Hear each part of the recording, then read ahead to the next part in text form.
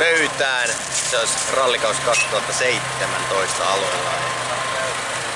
Tammikuuta vietellään paikkana Hankasalmi. Junnujen SM-osakilpailun aloitus.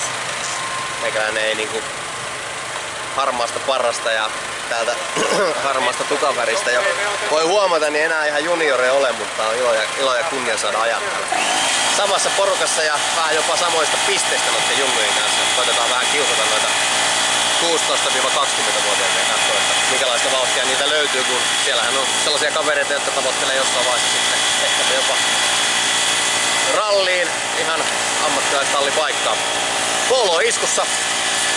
Siellä isäni Esko säätelee vielä viimeisiä ja katsastukset saatiin äsken puhdasleimailu, mitään huomauttamasta. Sinne mennään aina tuona siviilipyörillä, piikkipyörillä ei saa sinne halliin ajaa, ettei betonirappaut lähde lattiasta. Nyt laitetaan Pirellin piikkiä alle tuliterää ja 60 EK-kilometriä olisi tänään reitillä luvassa ja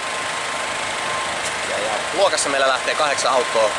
Ja katselin tuossa, että en muista viime vuosilta, että olisiko noin kovaa meidän luokassa tasoa ollut moneen vuoteen. Että siellä on tosiaan 8 lähtiä ja jokainen meistä on viimeisen 5 vuoden aikana ajanut useamminkin luokkavoitoja.